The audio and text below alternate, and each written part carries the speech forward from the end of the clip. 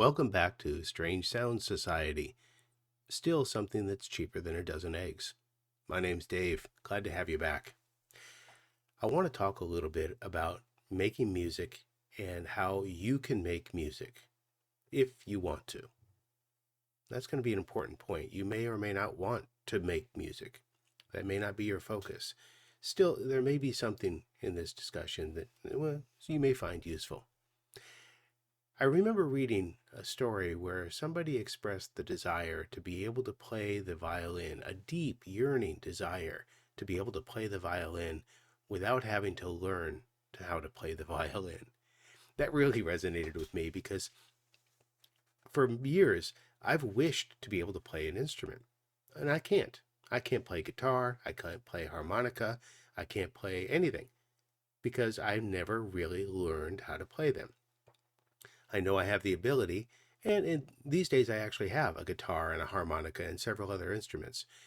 Where I make my music is on the computer. We all have that. Well, not all of us, but many of us have that feeling. We really want to be able to make music. We really want to be able to do that. And what makes it so frustrating these days is when you look on YouTube, people telling you how to make music, what they're telling you more than anything else these days is what you need in order to be able to make music. And usually there's a price tag associated with it. For example, you want to learn to play the guitar. You need to take the lessons that I'll offer you to learn to play guitar, and they cost this much. So you see that that's a problem. Or you need the right guitar. You need a guitar that's not an acoustic guitar, but an electric guitar. Or you need an acoustic guitar, but you don't need the classical guitar, you need the folk guitar. You need this brand of folk guitar. Or let's say that you are making computer music. You need a specific system. You need a Mac. You need a Windows system. You need to do this on your iPhone. You need to do this on your tablet or on your phone. There's so many suggestions out there of what you really need. And when you get down to what platform you're going to use, well, you need to use this DAW, or you need to use this VST, and you need to put it together this way. You need to learn how to do these things and those things. So that gets way overwhelming, way frustrating. What do you need? For you to make music, what do you need? Well, you could just whistle a little tune, if you know how to whistle. And if you don't know how to whistle, you don't have to learn how to whistle. You could hum a little tune. And if you prefer percussion, you could tap a little beat on your desk. That's it. That's what you need to make music. Now, I understand that you didn't come here for me to tell you you don't have to make music or make that kind of music. What you came here for is to learn more about making music, in particular, because of the name of this channel, Strange Music. So how do you do it? How do you grow from being able to just whistle or hum to making the kind of music that you're interested in? Or, like many people ask, how do I grow to get there?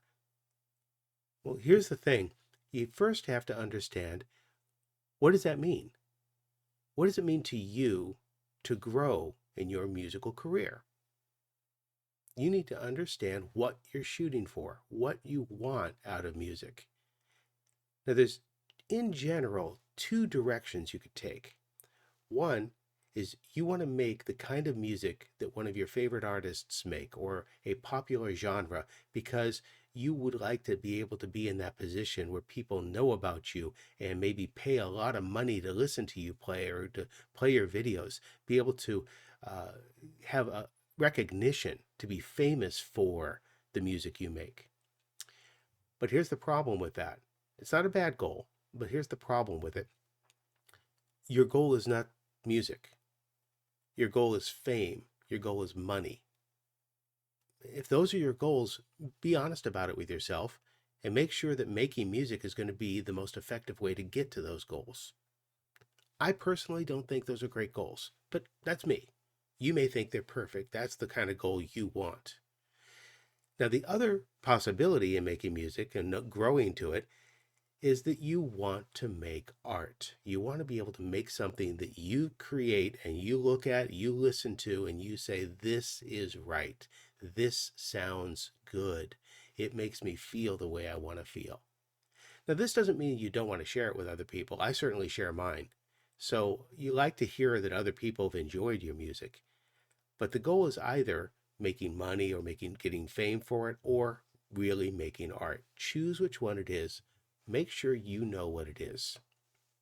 Now, once you know that, now you have a goal. Let's say that you want to make a certain type of music so that you know it's the art that you want to create. Well, you're not going to just sit in bed and whistle all day. You're going to do something more, because if you're like me, the whistling gets a little tiring, both on my cheeks and just hearing it. It gets old. And that's not what I really want to listen to when I've created art. Now, how do I get there? Okay, well, now you have to define your goal and know what it is you're shooting for. That takes time.